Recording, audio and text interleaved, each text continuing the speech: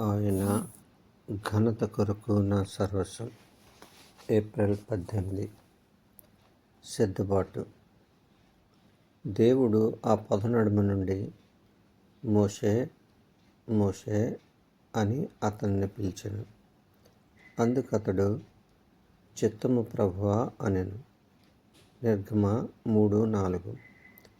దేవుడు మాట్లాడినప్పుడు మనలో చాలామంది అయోమయ స్థితిలో ఉంటారు. మనం ఆయనకు జవాబు చెప్పలేం. మోషే జవాబు అతను ఎక్కడ ఉన్నాడో అతనికి తెలుసని, అతను సిద్ధంగా ఉన్నాడని తెలియజేస్తుంది. సిద్ధపాటు అంటే దేవునితో సరైన సంబంధాన్ని కలిగి ఉండడం మరియు మనం ఎక్కడ ఉన్నామో తెలుసుకోవడం. మనం ఎక్కడికి వెళ్ళాలనుకుంటున్నామో దేవునితో పదే పదే చెప్తుంటాం. అయితే దేవుని కొరకు, ఆయన పని కొరకు సిద్ధపడిన వారికి తగిన సమయంలో ప్రతిఫలం లభిస్తుంది. ఏదో ఒక గొప్ప అవకాశం మనల్ని వెతుక్కుంటూ వస్తుందని, అనూహ్యమైనది ఏదో మనకు తారసపడుతుందని మనం ఎదురు చూస్తుంటాం.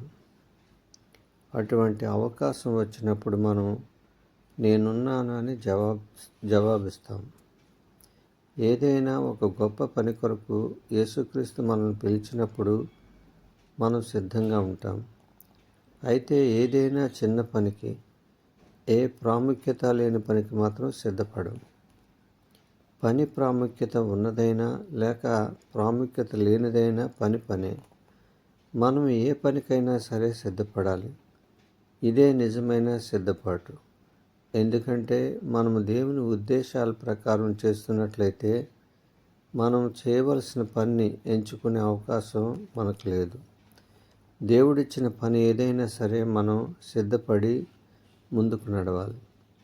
యేసుక్రీస్తు ప్రతి పనిలోనూ తన తండ్రి మాట విన్నట్టుగా మనం కూడా ప్రతి పనిలోనూ తండ్రి మాట వినాలి. అప్పుడే మనలో సంపూర్ణమైన సిద్ధపాటు మరియు దేవుని పట్ల నిజమైన ప్రేమ ఉన్నాయని అర్థం. యేసు తాను తండ్రితో ఎటువంటి అన్యోన్యత కలిగి ఉన్నాడో మన నుండి అటువంటి అన్యోన్యతనే కోరుకుంటున్నాడు. యేసుక్రీస్తు మనల్ని ఘనమైన పని కొరకు పిలవచ్చు లేదా అల్పమైన పని కొరకు పిలవచ్చు. ఎందుకంటే అది ఆయన ఇష్టం, ఆయన పని. అయితే ఆయన మనలో తన మనసు ఉండాలని కోరుకుంటున్నాడు. మనం ఏకమై ఉన్నలాగున వారును ఏకమై ఉండవాలని. యోహాను 17:22. దేవుడు నిన్ను ఉన్న పళంగా పిలుస్తాడేమో. ఎప్పుడూ సిద్ధంగా ఉండు. సిద్ధపడి ఉన్న వ్యక్తి సిద్ధంగానే ఉంటాడు కాబట్టి అతను ఇంకా సిద్ధపడాల్సిన పని లేదు. దేవుడు పిలిచిన తర్వాత మనం సిద్ధపడడానికి ఎంతో సమయాన్ని వ్యర్థం చేస్తున్నామో, సిద్ధపాటుకు సిద్ధపడి ఉన్నవారికి దేవుడు సమీపంగా ఉంటాడనడానికి మండే పదే సాదృశ్యం.